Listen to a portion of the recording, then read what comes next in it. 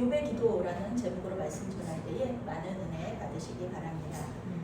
성경이 칭찬하는 믿음의 사람 중에 한 명 욥이 있습니다. 욥기 1장 1절은 욥에 대한 소개로 시작하는데요. 칭찬 일색입니다. 우스 땅에 욥이라 불리는 사람이 있었는데 그 사람은 온전하고 정직하여 하나님을 경외하며 악에서 떠난 자더라.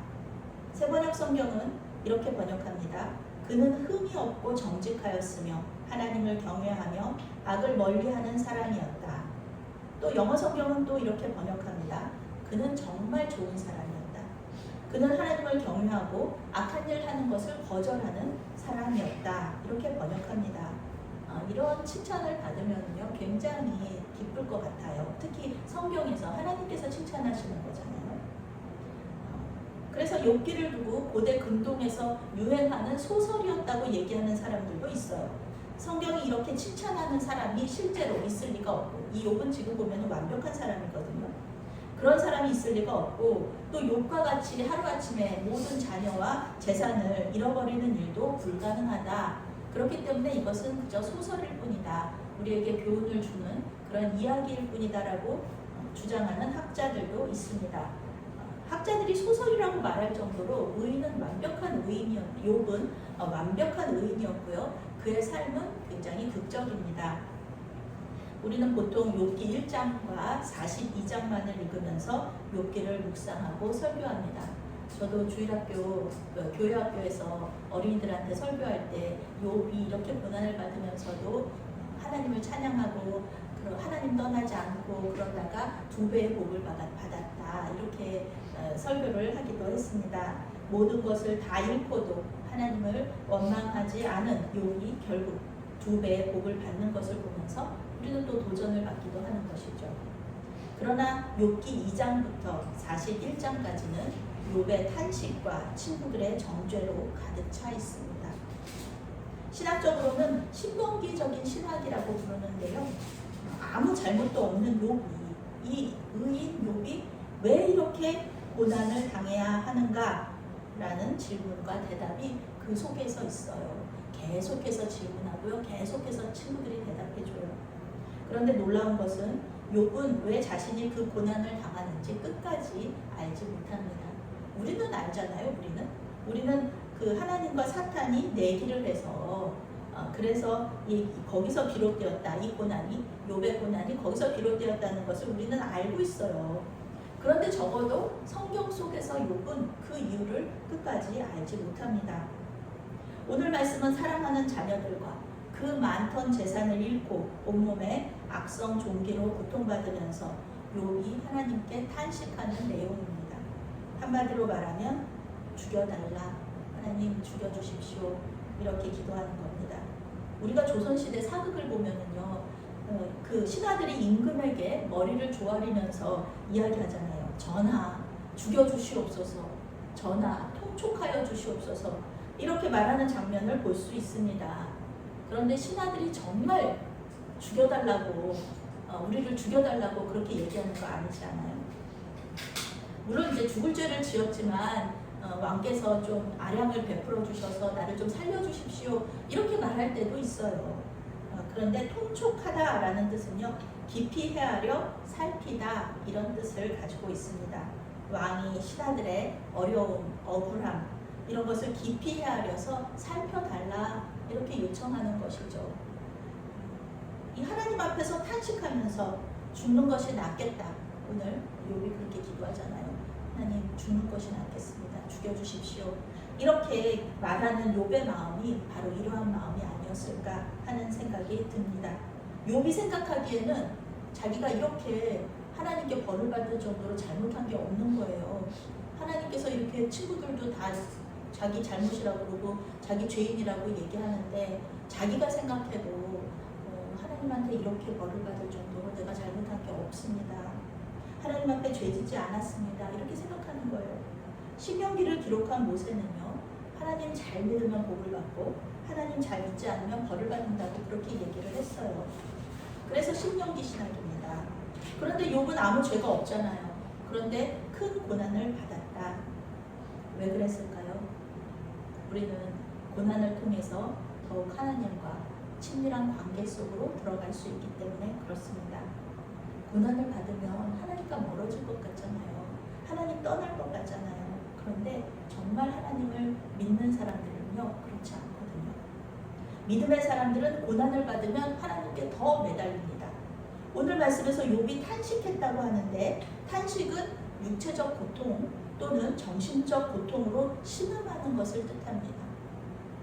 믿음의 사람들은 주님 앞에서 탄식하면서 기도한다는 거예요. 그러니 당연히 하나님을 만날 수밖에 없죠. 그 고통 가운데서 하나님을 그렇게 찾는데 하나님께서 만나 주실 수밖에 없는 겁니다. 우리의 삶을 되돌아보면요, 고통 속에서 탄식하면서 하나님을 만났던 때가 있었음을 알 수 있습니다.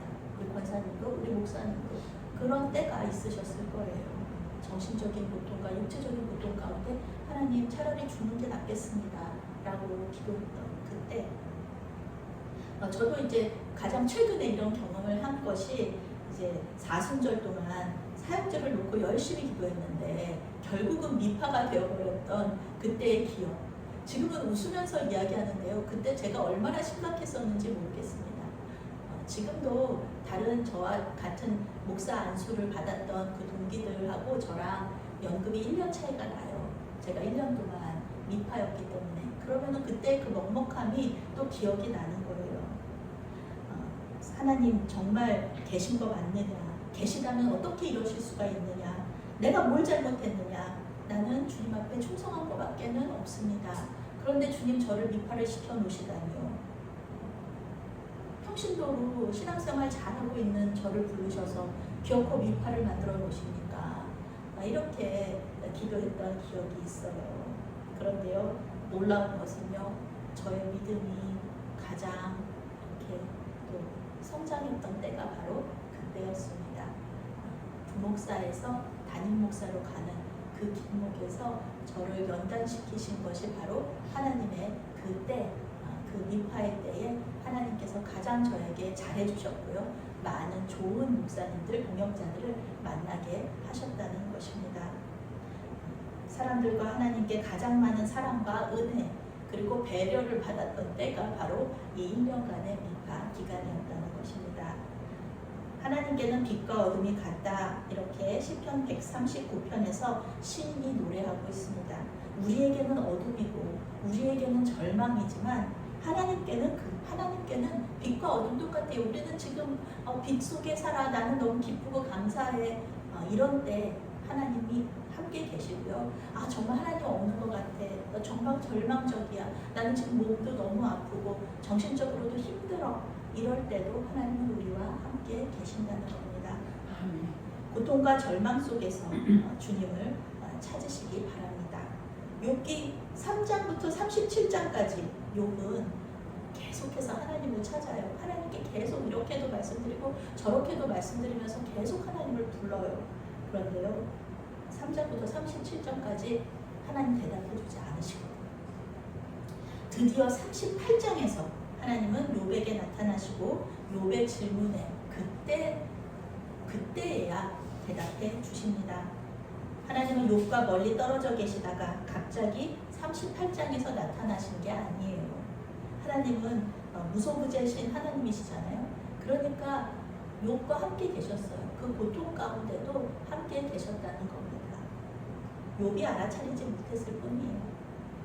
자녀를 잃고 재산을 잃은 그가 절망 속에서도 살아남을 수 있었던 이유, 죽여주십시오, 죽여주십시오, 하나님을 붙잡을 수 있었던 이유는 하나님이 그와 함께 계심을 그가 몰랐었지만 그래도 하나님은 그와 함께 계셨다는 것입니다. 우리는 혼자가 아닙니다. 하나님께서 우리에게 동역자들과 가족들을 붙여주신 거 감사한 일이에요. 우리 권사님과 또 목사님 오셨는데 얼마나 감사하고 기쁜지 몰라요. 저에게 얼마나 큰 힘이 되는 줄 모릅니다. 그런데 저에게 가장 큰 힘은요, 우리 동역자들, 가족들이 아니라 그분들도 큰 힘이지만 가장 큰 힘은 하나님이십니다. 하나님께서 이곳에 계시면서 저에게 힘을 주신다는 것을 제가 알고 있거든요. 눈에 보이지 않을지라도. 그래서 이 상황 속에서도 작은 교회를 목회하는데 아무 저도 왜 낙심하지 않겠습니까? 그렇지만 하나님께서 힘주시기 때문에 이 일들을 주신 사명을 잘 감당하고 있는 줄로 믿습니다. 주님께서 어떤 상황 속에서도 우리를 떠나지 않으신다는 것입니다.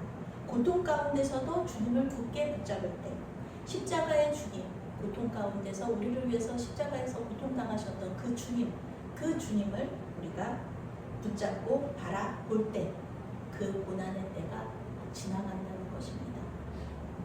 그 고난의 때가 가장 은혜의 때였다고 우리가 고백을 할 수 있다는 것입니다.